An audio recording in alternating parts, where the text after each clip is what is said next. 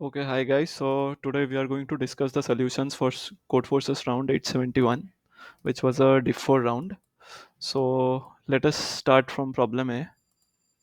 Just wait a minute.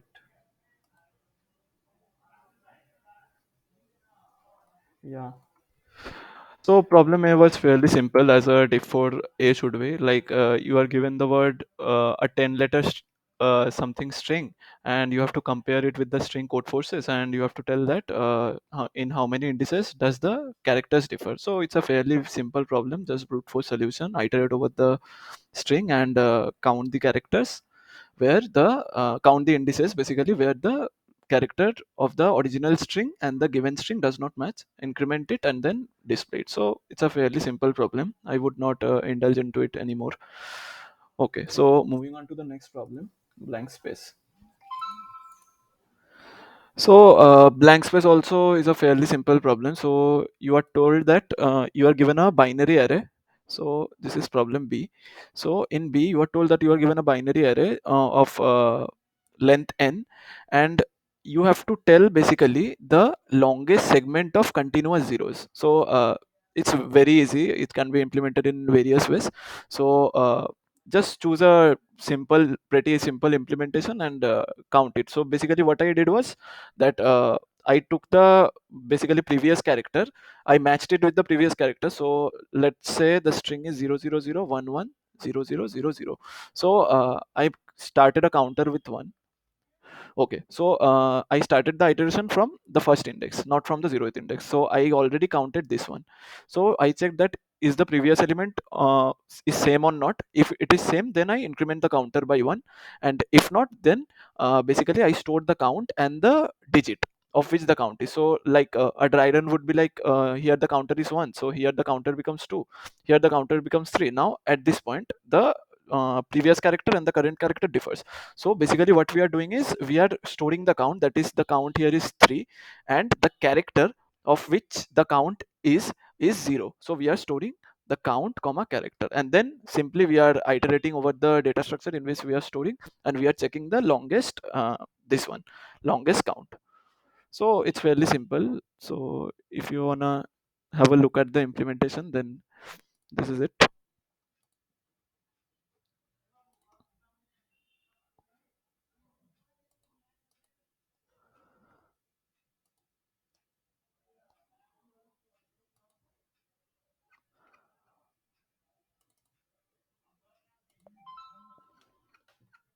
So this is the implementation of the problem. So it's fairly simple. I did check with the previous character, I incremented the count, and then if it is not equal to the previous character, then I just stored in a data structure and then I check. Basically, it is normal, nothing special. Okay, so now moving on to problem C. Yeah, so problem C is also basically a simple problem. So what you have to do is understand the problem very well in this problem. So basically you are given a number n, and you are given n binary strings and basically minute. Okay, so what you have to do is basically like you have to sort the given array according to the minutes. So you always want to take the lowest minutes, right? So like if this is, so this is problem C. Problem C. Yeah. So if the binary string is like 00, then you cannot read the book of type 1, you cannot read the book of type 2. So basically to read both types of books, you basically need at both places 1 and 1. So it means what, that there can be 2 to the power 2 combinations basically. So 00, 01, 10 and 11. So basically if you encounter all these things, all these zeros or all this 01 is repeated n times, then you will not be able to read both the books. So then the answer would be like some value, I forgot it, what was told to print -1. Yeah. So basically you have to do is that you have to read both type of books. So what would you do is, now there can be three possible cases. So what I did was I sorted there according to minutes at first, this minutes value. So of course I chose greedy. Then what I check is that in both the indexes where it is, if there is any index where it is 1, then we would stop. there, we would not check further. Okay, so suppose in this case 2 comma 01 if the string is given, 3 comma 10 is the string given, and 4 comma suppose 4 comma no 3 comma 11 is given. Okay, so yeah, so let's make it 4, no problem. So in this case, what is the thing that if you read this book, okay, so you are spending 2 minutes. Now, if you are reading book, let's call it type A and type B. Okay, so if in this you are able to read type B book, and in this you are able to read type A book. So total you are spending 2 plus 3 equal to 5 minutes. So can you do better? Yes, of course. If you go like entire iterate over the entire array and you find such an index where it is 1 1, so in 1 1 means what, in this you in your answer only this will be added and you will be able to read both type of books. So here the answer is 4. Now always the answer is not the position where both indexes are 1. Suppose these 2 and 3 values are like 1 and 2. Okay, so if these values are changed as 1 and 2, then your answer would be in this case if you read both this, then your answer will be 1 plus 2 equal to 3, which is of course better than 4 since 3 is less than 4. So what you have to do is you have to check it greedily and calculate the answer, minimum one basically. So this is the implementation. Let's have a look at it.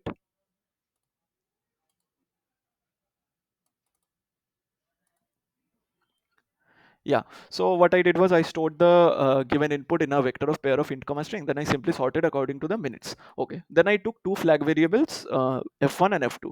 So f1 and f2 would denote that the given two length binary string in which we found the first index as 1 and second index as 1. So then I simply checked it that if there is any index where both the indices are 1, then we need not to check. Okay, and stored it in a variable lemma. Okay, so then what we did was we iterated over the array and check whether the first index, basically the 0th index, is 1 or not. Then we read that book. Okay, again we checked through the basically index and checked the first position where the first index of the string, basically type B book, is there. So we made the flag variable 1 and added the minute to the answer. So now you have basically two types of cases where one of the cases that you are not able to read any type of books, which I told you, so it will be -1, else the answer will be basically minimum of both of them. Thus simple as that. Okay, so I hope it's clear. So these were fairly simple problems since it is a diff 4 round, and to increase the participation you have to give some simple problems. Okay, so problem D. So let's move to problem D. Yeah. So in problem D, you are told that you have a pile basically with n gold nuggets. In an operation, you can do the following: take any pile and split it into two piles. Okay. So I would tell it manually here. So the problem is given. You are given a number n basically. So you have, in every step you have to split it into x and 2x basically. So what is told is the one quantity should be double of the other. Okay. So of course, if such a condition is there and it holds, then of course it should be x plus 2x. So basically n should be represented as x plus 2x, that is 3x equal to n. So we can definitely say from this claim that what that x sorry, not x, n should be divisible by 3. Okay, so n divides 3. So this should be valid in all cases. So what I did was like we have to observe here the value, that is, let me tell you, yeah, so the value of n which can maximum go till 10 to the power 7. Okay, yeah, and you have to check whether you can make exactly m gold nuggets or not. So I forgot to tell that. Now basically, so you are given a number n, then you have to check first of all if it is a multiple of 3 or not. If it is not a multiple of 3 and does not divide 3, if such a condition is there, then we would stop the iteration. Okay, so let me take an example. Suppose I take an example like 3 cube. Okay, so which is equal to 27. Suppose n equal to 27, then let us see what type of values we can make. So if n is equal to 27, then the number is 27. Okay, we start with 27 and we split into two parts. Okay, so in left part I'm writing the larger number and in the right part I'm writing the smaller number. Okay, cool. So we are getting 18 and 9. Now is 18 divisible by 3? Yes. So we are again splitting it into basically 3x equal to 18. So x equal to 6. So we are again splitting it into 12 and 6, and we are again splitting this into 6 and 3. Cool. So this is also divisible, so we are splitting into 8 and 4. And can 6 be split? Yes. So 6 can also be split. So 6 4 2, this also splits into 6 4 2, and this splits into 6 2 1. Now you are at a position where you got every number 6, basically 8 4 2. Okay, so you got every number which is not divisible by 3. And if the number is not divisible by 3, we cannot like break the number into in the form of 2x plus x. So basically we would do a brute force kind of thing, basically a BFS kind of thing. What I did was, so I took the number in the queue, basically 27, and then I like split the number, manually split the numbers 18 and 9, and then again repeating the process up to which I am generating all the numbers which are possible, and then just manually checking that if any number at any step the number is equal to m, then we can definitely obtain it. And if such a condition is there, like here 8421, so suppose a number is there like 17, so we cannot get 17, right? So then we are just saying that we cannot get 17 after the iteration of the queue ends. So a thing is the analysis of the time complexity of this problem. So what I initially thought was like doing a BFS would work or not. I was a bit skeptical. Then I realized that what can be the worst type of case. So the worst type of case can be like there are many 3 ka powers. Okay, so let's say there are 3 to the power 16 elements. So why I'm taking this numbers 3 to the power 16, because 3 to the power 16 is like very much close to the given upper limit, upper bound, basically 10 to the power 7. So worst case iteration, in the worst case iteration, basically the queue would hold some about 10 to the power 3 elements. Okay, so since you are given 1000 test cases, 10 to the power 3 test cases, and if the queue holds 10 to the power 3 elements, then the time complexity will be average, so not the time complexity exactly, but the operations will be approximately 10 to the power 6 to 10 to the power 7 operations, which would definitely suffice the time limit. Okay, so yeah, so this was the solution, so we can see it. Yeah, so I want to tell one thing, that these are not the only solutions, and it can have different type of other implementations, maybe a better implementation. So if you have done the problem in another way, you can comment the approach so that others can see and also I can see. So this was the thing which I did. So queue up, I push the number, then simply if the number is divisible by 3, both sides of the number I like enriched it into the queue, and then if at any stage I obtain that the number is equal to 20th, otherwise I can no. Okay, so this was fairly simple. Yeah, so let's move on to problem.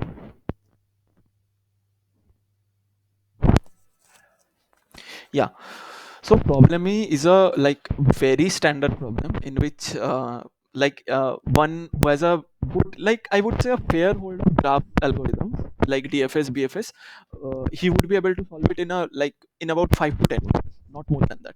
So it is exactly the same problem as the number of islands, which is a very famous problem asked in various interviews of companies. So this problem was like you are given a matrix. So you are given a matrix. Suppose this is the matrix 0 1 7 2 0 0. So if this is the matrix, then what would be the, you have to tell the like largest component. So 0 is basically a place which you cannot tell. Okay, so here it is written in other terms like the volume of a difference. So it is a story basically written. Basically what you have to do is you cannot travel through a 0, but you have to travel through adjacently like 4 sides. Okay, so up down left up left down. So you can travel in 4 directions, and you can cover each of the cells. So what we are about to do is, so if you are having knowledge of BFS or BFS any kind of thing, it will be a fairly simple problem. What we have to do is we have to start the iteration from this point. Okay, so if the cell is not visited, we would start the iteration and then visit all the cells which are like connected to it. Okay, so we are visiting all the cells which are connected to it. So this is one of the components. Okay, so we're marking it with red. This is one of the components. So we cannot travel at this position, we cannot travel at this position, we cannot travel at this position, we cannot travel at this position, because the basically the land cell does not land cell, something which is given methodology. So the thing is that you cannot travel through a 0, so we cannot travel through these positions. So we are getting a component, it's called and we are getting another component which is two. So basically what we have to do is if we get from the matrix, not binary matrix, sorry, from the matrix which is given, if we can get like k components, let's say c1 c2 c3 c4 dot dot dot ck. Okay, so we get the set of components, then what we have to do is basically that we have to calculate the sum of each component, which we can easily do in the dfs function only. Okay, so in the dfs function only we can do, and then we have to return the largest sum of the component. So it's a fairly simple problem, like I'm showing you the implementation. Yeah, so you can see, not this one, sorry, I think, yeah, this one. Yeah, so you can see that I am taking the input of the matrix, and then I did not write the code for it, as I told you that it is a very standard problem, number of islands. So I simply pasted the code of number of islands, which I already did before. So this basically solution object, you need not to worry about this. So I'm telling you the main part. So this is the standard way which is used in CP by many high rated programmers to iterate through the four positions, to iterate in four directions. Okay?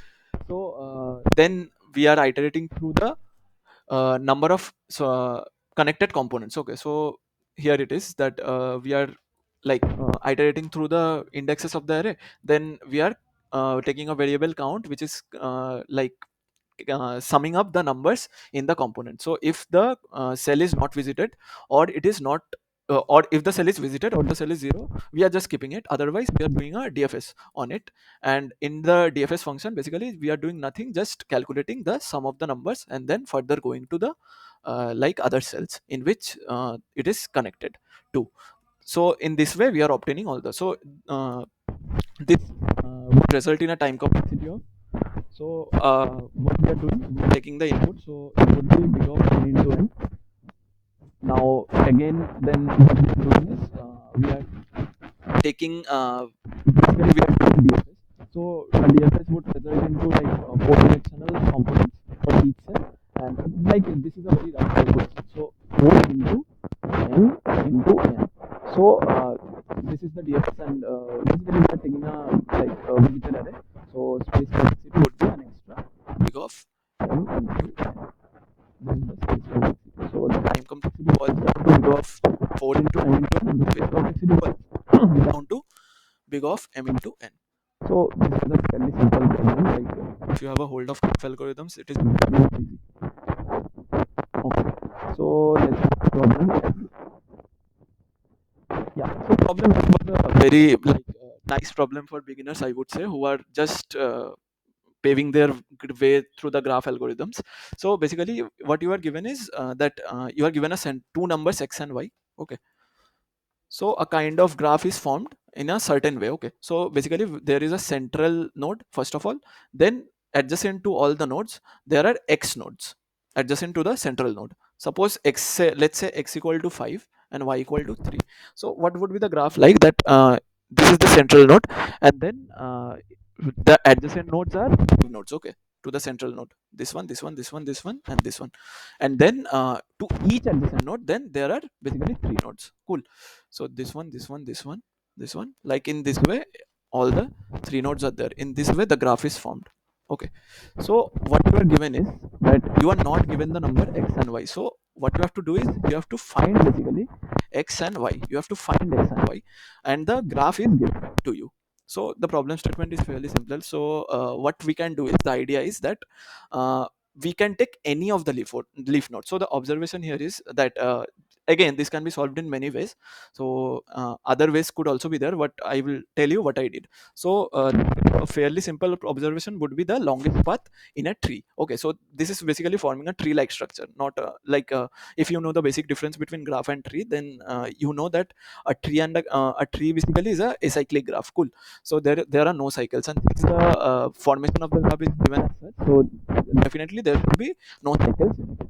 So what we are doing is that we are iterating through the basically input of the graph, and then calculating the degree of all the nodes. So what is the degree? Let's say this is a graph.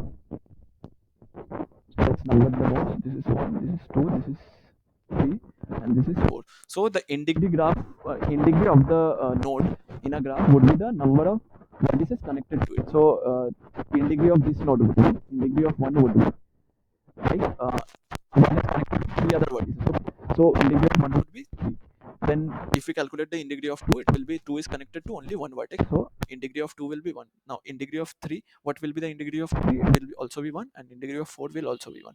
Okay. So this is the in degree that the basically in degree of any node is basically the number of nodes it is connected to. So this is the in degree of the node. Okay. So we are defining the in degree of every node. Then how we can get the leaf node, which is a very standard technique that you know that if there is a graph like this. So if there is a graph like this, then which are the leaf nodes I'm working with? Okay. So these are the leaf nodes.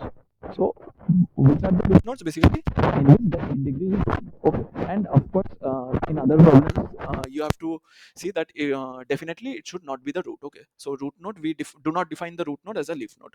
So in this problem, you need not did that. Just the nodes in which in degree is one are the leaf nodes. Okay. So even you don't need all the leaf nodes. Cool. So you mark the in degree of every node, then you want any one leaf node. Okay. Since due to the symmetric nature of the graph, remember this property is only valid in this case due to the symmetry.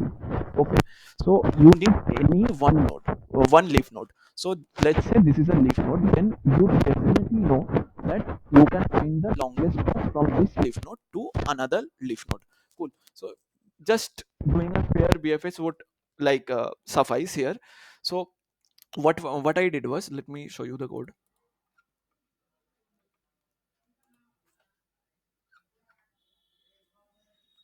Yeah. So what I did was I calculated the path. Okay. So now let me tell you one thing for at first, then we'll jump to the code. Yeah. So let's say if this is the graph which was given basically. So let me mark it.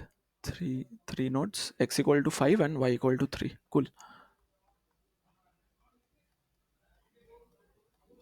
So let's say you got this as the leaf node, this one is the leaf node. So then doing a DFS would result you to cover all the paths from this node, right? So what you need is the longest path. So you can like since n is like upper bound is 200, so you can basically do brute force kind of thing that you can also store the path. Okay, this would not result in a time limit or memory limit exceeded since n is very small, n is of the range of 200.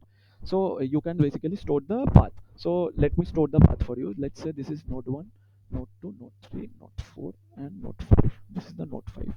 Okay. So just see that due to the symmetry, of course, the longest path would be from any leaf node to another leaf node. Okay. So if you simply do a DFS from any leaf node to another leaf node, then you'll cross it definitely through the central node. This is a very important point of this problem.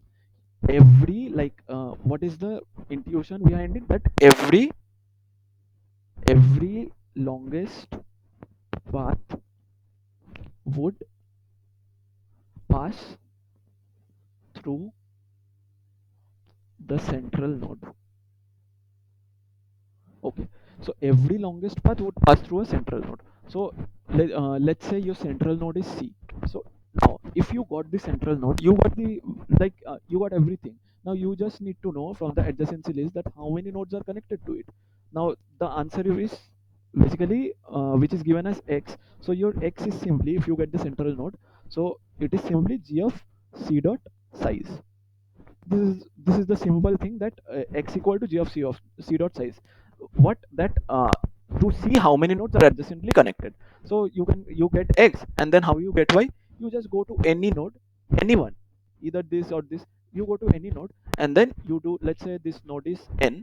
Okay, then how do you get y? You get y by g of n dot size, and last you have to do a minus one. Why a minus one? Let's say three nodes are connected. Okay, so what will be the g of n dot size? G of n dot size will be 4. So but you need y. Okay, you do not need this connection, this one you do not need. So you always remove the connection to the central node and count it as y. Then you display x and y. And how do you get the central node? Which I told you that if you get the longest path, let's say the longest path is a b c d e. So definitely the central node, basically the center node of the longest path would be the center of the graph. So this is how you get. So it's a implementation, like how I told you that I calculated the degree of every node. Then I like let me mark it as -1, some start node, okay, random value. Then if the degree of the node is 1, we basically store the node from which we start the DFS from, and then we call the DFS with the path and longest, like two data structures which would carry the path. Then we are storing the path from that node, from the start node to the any node, and then calculating that which path is longest. And if the like simple, just comparing it and storing it in the longest path. So if the longest path is if I obtain the longest path, then as I told you that the center node will be of course the center of the graph. So longest dot size by 2. Okay, so then you get x center dot size, and you y as basically anyone, go to any one node, g of it dot size, and in last you have to remove the connection from the central node, so you print I minus 1. So that's basically the problem. So if you know DFS, so this was a very good contest I would say for beginners. So involving graph algorithms and DP. So it was fairly simple problems for a bit experienced coders, but definitely the contest problems were really good designed, I would say, for beginners. Okay, so let's move to G. Okay, so G was a very nice problem. I liked it very much. It involved really good things in it. So what you are told is in problem G that you are given a pyramid-like structure. Okay, pyramid you are given Pascal's triangle or somewhat like that. So you are given a pyramid-like structure in which you are given like this. So the first row has one element, the second row has two elements, the third row has three elements, and so on, going up till n. So let's say it has capital N. So the third row has the two elements are 2 square and 3 square. The third row has elements like 4 square, 5 square, 6 square. The fourth row has elements like, now you got it, 7 square, 8 square, 9 square, and 10 square. Okay. So this is the matrix given. What you have to tell is that these are cans. Okay. So these are basically some cans which are placed here. So if you break one of the cans, let's say you break this can. Okay. If you break this can, then the cans which are connected to the to this can will be broken. So let's say the picture is very good, which is given in here. Let's see it from there only. Yeah. So if you break 9, then 5 and 6 are connected with 9. Okay. So this will also break. Then 5. 2 and 3 are connected with 5, so 2 and 3 will break. 3 is connected with 6 also, so 3 is already broken by 5. Okay, so we need not to count it twice. So and 2 and 3 is connected with 1, so 1 will break. Now what we need to do is, you are given 1000 test cases, and then is up to 10 to the power 6. So you need to tell that how many total sum, how much total sum you obtain on this breaking. Okay, on this breakage, like let's say you break 9, so you obtain this 9 square plus 6 square plus 5 square plus 2 square plus 3 square plus 1 square. Okay, so this is the thing. Now definitely a brute force would not work here, because it would be out of limit. So what we have to do is some pre-computation kind of thing. Okay, so let's say in this we do like this, that 1 square, 2 square, 3 square, 4 square, 5 square, 6 square. So let's take this example. Yeah, so what we can see is that every node is connected with its previous node and its current index. So how it is happening, that 1 square, 2 square, let's write it with indexing. Okay, then you will be able to understand it better.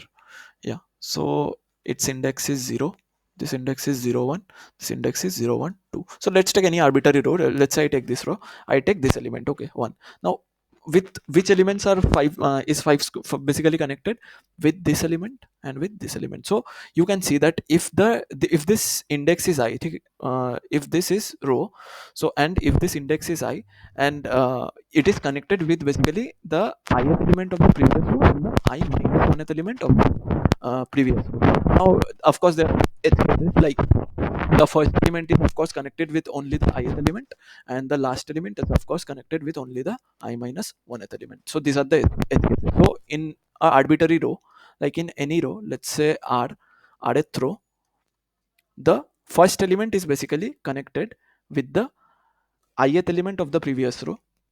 Then all the elements here are connected with both the elements, okay, ith element and I minus 1th element of the previous row, and the last index, basically the last element, is connected with the I minus 1th element of the previous row. So this is enough like intuition to prove it that a DP solution would be feasible here. Now the thing which is a bit crucial here to like identify is that there would be repetition of value. So how I'm telling you. So let's say once this is 1 square, 2 square, 3 square, 4 square, 5 square, 6 square, okay, and this is like 7 square, 8 square, 9 square, and 10 square. So you can see that what would be the dp kind of basically. So first of all, let us insert the elements into the rows by doing a simple implementation. It can be done in many ways. So first row 1 element, second row 2 elements, third row 3 elements, just increment the counter like it is like pattern problems. Okay, so just implement the pattern in a data structure, 2D vector basically. And then what we have to do is, like, since all the elements, since the first element is connected with the like what we saw is here, that yeah, so the first element is connected with the ith index of the previous row. So if this is the index 0, then the first then this element is connected with the 0th index of the previous row. So here what we would store is, if we break this scan, so what would my dp state be? Okay, this is important. What would my dp state be? So dp of rho and j would represent that if I break can ij, how much sum we can get. This is the dp state basically. So what would be like this state? This would be like if we take one best indexing, so this would be like dp of 1 and 0. So this would be equal to 1. Okay, so if we break this scan, then we can get a sum of 1. This will be the base case, let's say. Then let's move from the next row. So the next element is 2 square and 3 square. Okay, so what we are doing is, as I told you, that the first element is linked with the ith element and the last element is linked with the ith minus 1th element. So if it is linked with the ith element, then the transition would be like dp of rho j. Okay, so let's write the transitions at first. Transitions. So dp of rho j should be equal to dp of rho minus 1 j only. Okay, it would be this for the first element. For the first element. Okay, then dp of rho j should be equal to, like, of course you have to add this element also. What where you are storing basically. Let's say you are storing in a data structure named ds. So ds of rho and j. Okay, so dp of rho j, if it is the last element of the current row, so dp of rho j would be equal to dp of rho minus 1 j minus 1 plus the element in which we are, dp of rho j. Okay, and if it is a like between element, if it is between element, then the state would be like dp of rho j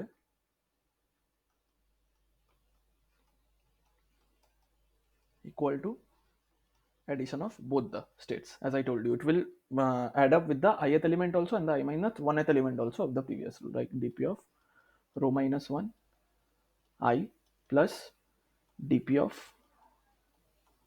rho minus 1 I minus 1 plus the element in which you are standing,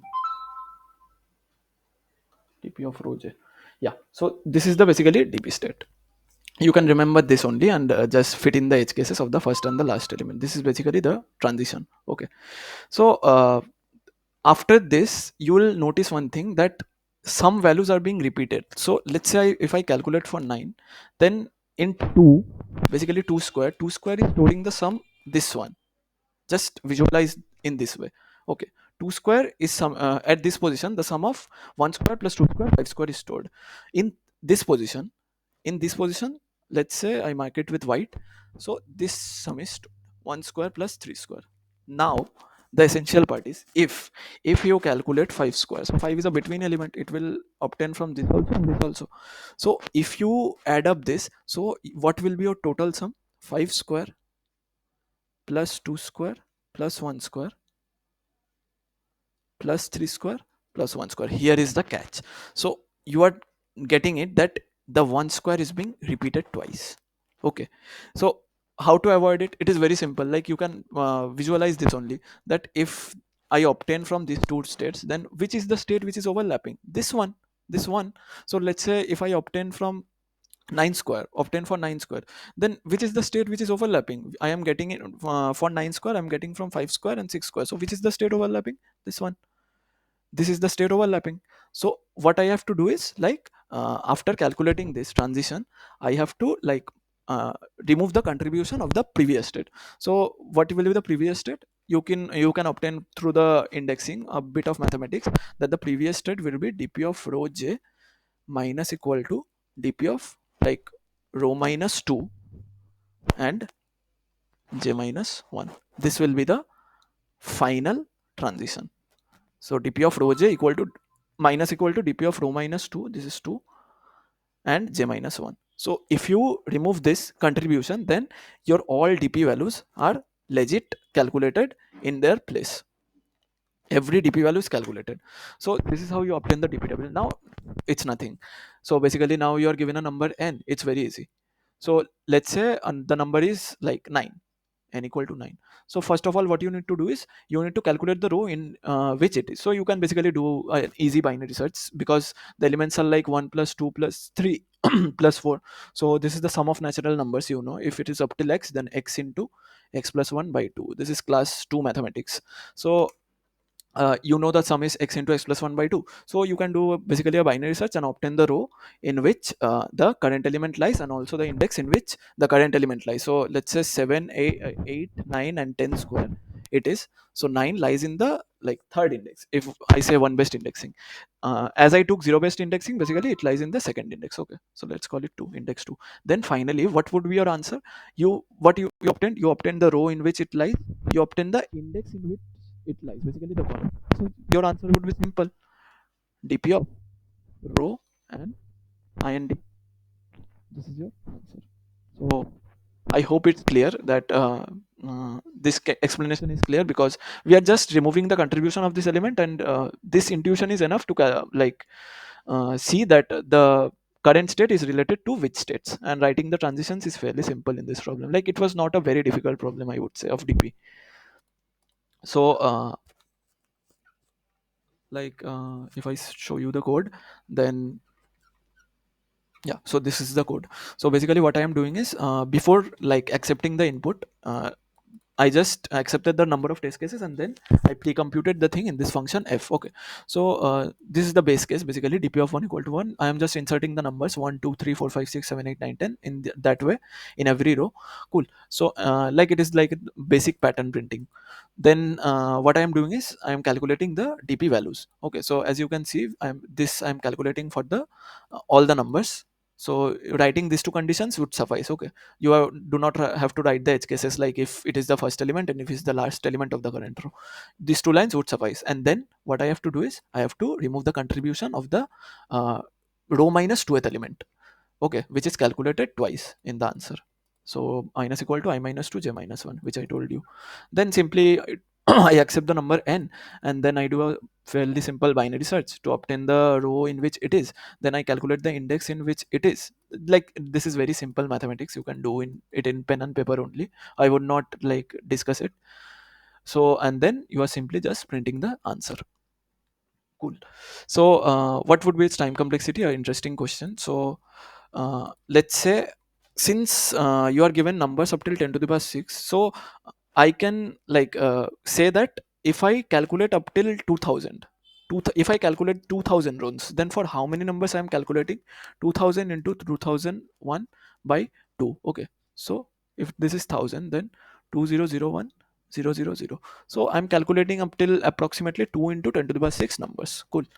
So if I am calculating for 2 into 10 to the power 6 numbers, my n is given as 10 to the power 6. So it would definitely suffice. Okay, so basically what I am saying, that if you calculate up till a limit of like 1500, which I took, then you can, like, it is a n square algorithm. So 1500 into 1500. So it would like be approximately 1.5 into 10 to the power 3 into 1.5 into 10 to the power 3, which would be like something nearly about 10 to the power 7, not even 10 to the power 7, greater than 10 to the power 6 operations, which would easily suffice the time limit. And then basically you are doing a binary search on it, which is very easy, which is log of like 1500. Okay, log base 2 of 1500, which would not add up to the time complexity anymore. So this was the like problem F, sorry, not problem F, problem G. Yeah, so let's move to the last problem of the contest, problem H.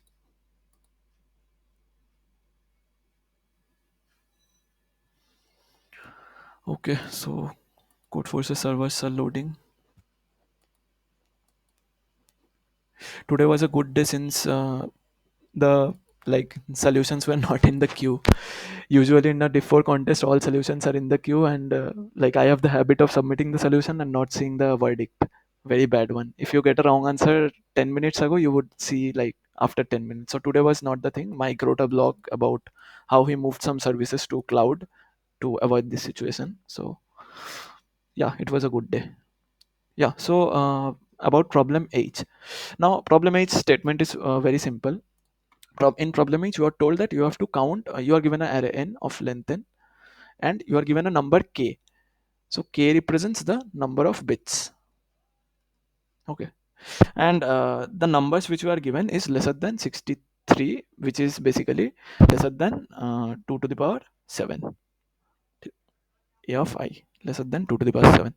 Okay, so you are given an array, so you just need to tell that how many subsequences are there in this array in which the and value of all the numbers is uh, not is the and value of all the numbers in the subsequence. Let's say the elements are given as a1 a2 a3 a4 dot dot dot a of n. So let's say I take a subsequence of size some arbitrary number alpha. So I take this elements a1 a2 dot dot dot a alpha.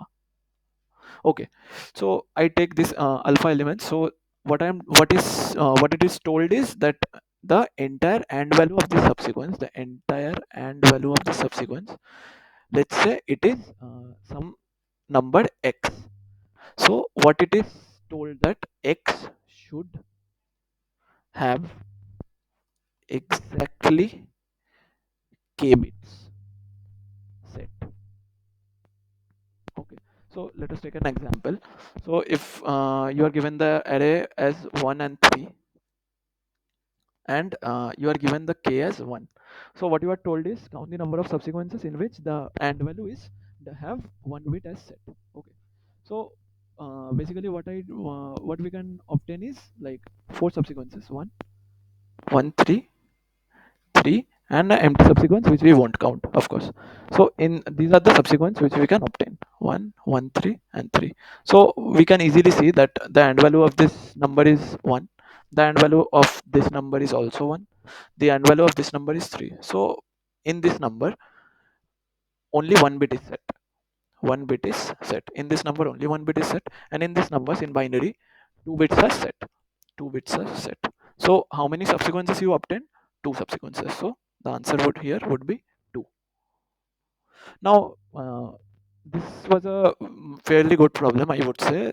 You need some observation powers and DP thinking to approach this kind of problem. So subsequent kind of problems are most of the times DP, and otherwise it is a very simple greedy problem. So let us see how to build up the solution. So uh, what we can see is that if we take a number, suppose this number is a, and here there is there. So let's say this number is something like 1010, and you want to obtain the uh, basically k equal to, let's say, 3. You want that not 3, let's say 2. You want that two numbers should be set. Let's make it 11101. Let's write it with red. Okay, so the color is not changing somehow. Yeah, so 11010. So let's say this is the number.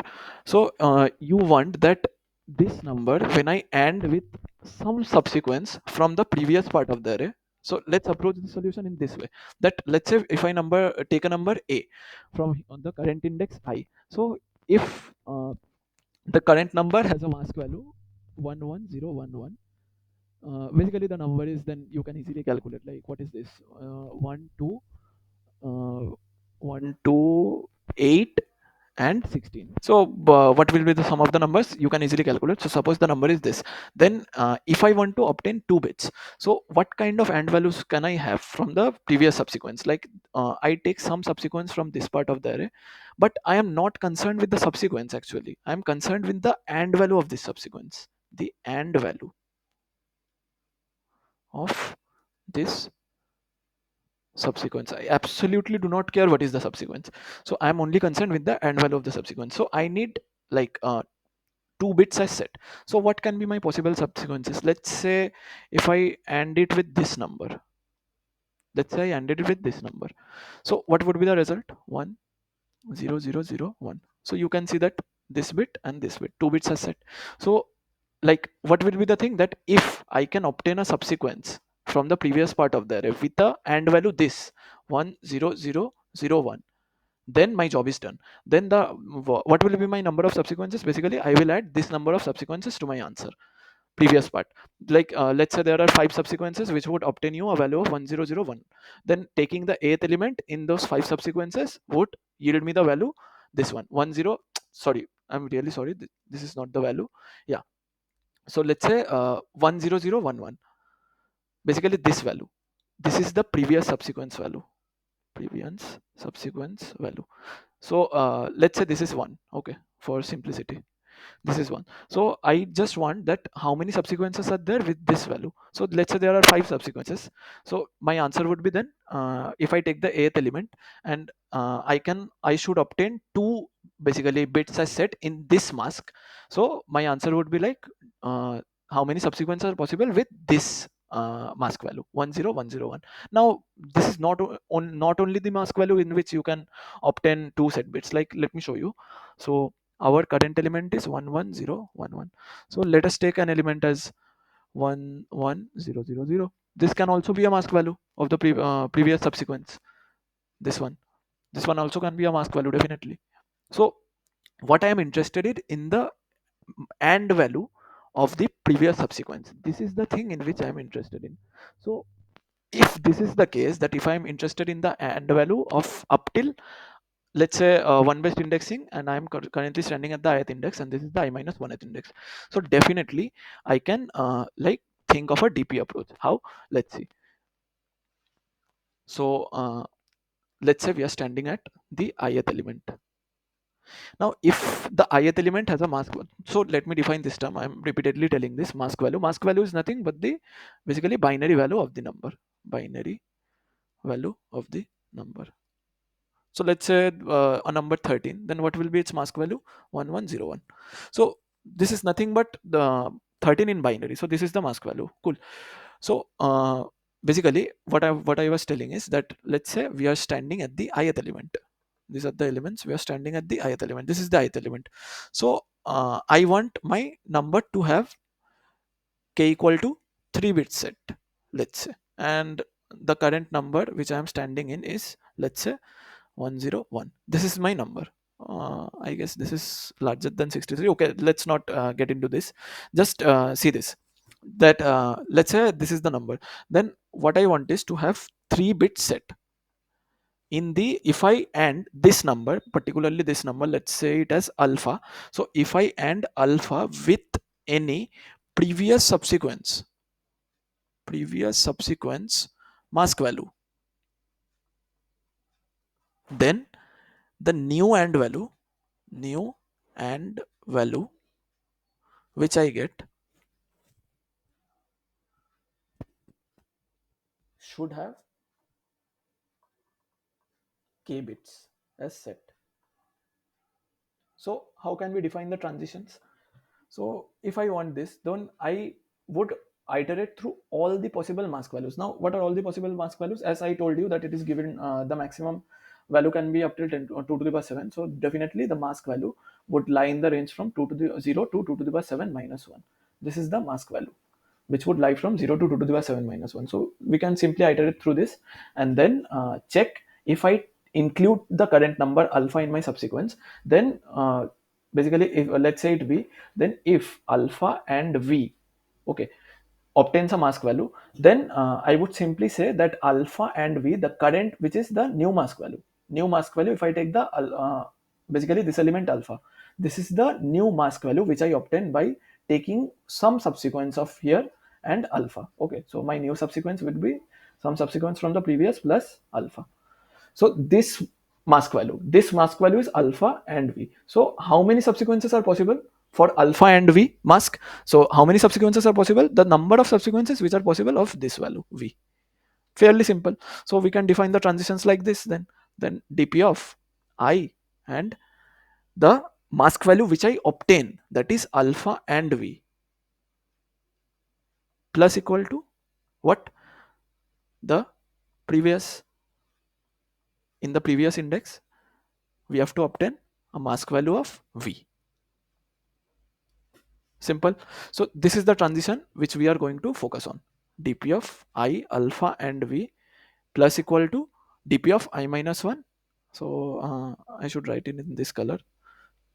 Sorry if I know I have a very bad handwriting, but anyways, so dp of I, and this is my current element alpha and v, this is the mask value which I obtain, plus equal to dp of I minus 1. What mask value should I obtain from the previous subsequence? As I told, this is the array.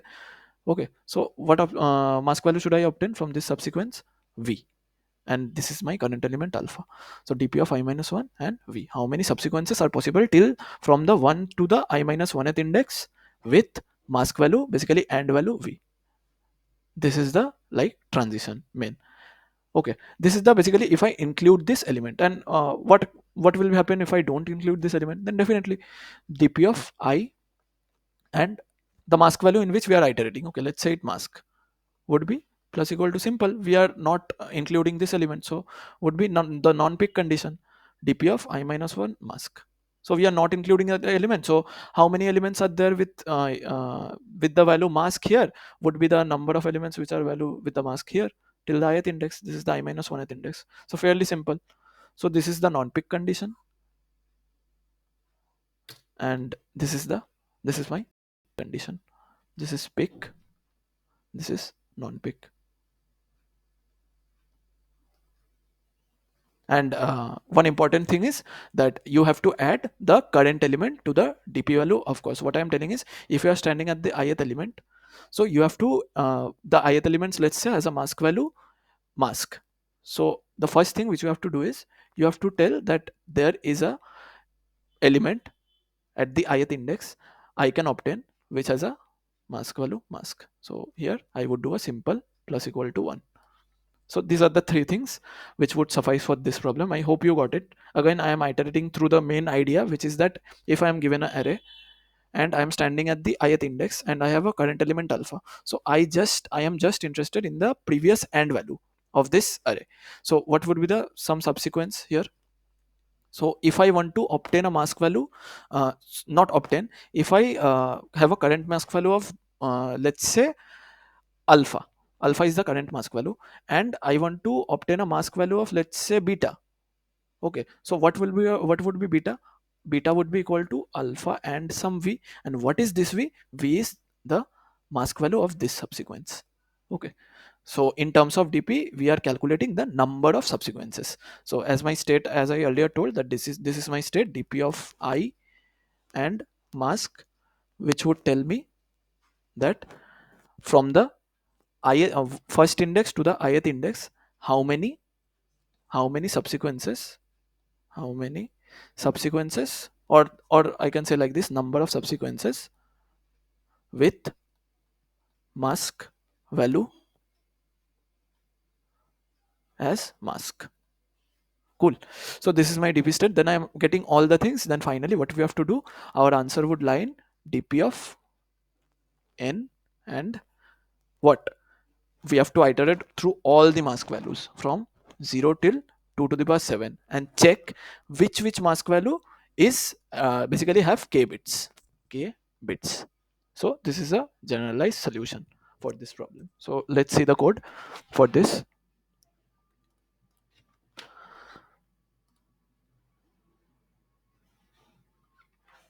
So as I told you, this is the code. So we are basically taking the input of the array and k, then we are making a dp of n plus 1 into 64 size. Cool. So I'm taking one best indexing, don't get confused. So I'm basically marking the first element with the current mask value as error of 1 as 1, that there is one subsequence possible. And then what I am doing is I'm like, this is the non-peak condition, this part you can clearly see that for every mask value I am just doing the non-peak thing and adding the previous one, previous mask value number of subsequences. Okay, then what I told you that if I stand at the ith element, then definitely I can obtain a element with the current element's mask value. Cool. So I am doing a plus one here, and then what I am doing is that thing, the what is num. So num is equal to here beta. Okay, so what I represented here with beta, let me show you what I represented here with beta. Where was it? Yeah. So what I represented here with beta equal to a and v. So this is this beta num equal to, and current is the current mask value, and new mask value is what we are representing here with v. Okay, so v is the new mask value, alpha is the current mask value, and beta is the like final mask and mask value which we obtain. Then what we can say that after getting the new mask, basically the mask value after doing bitwise and operation, we can say that number of subsequences possible with this mask value from the one to the ith index is equal to the number of subsequences possible with the new mask value till 1 to the I minus 1th index. Then we have to do a like modular addition of all the possible values. Then finally what we have to do is we have to iterate through all the 64 bits, and we have to check that whether which numbers have basically k set bits, and then we have to add the number of subsequences to it. So this was a good problem, I would say. This would be like 1600 rated in terms of Codeforces rating. Yeah, so we discuss all the problems, and if you have any doubt regarding any of the problems, then please comment down below. I would definitely love to answer your doubts. Yeah, so this is me signing off. Thank you.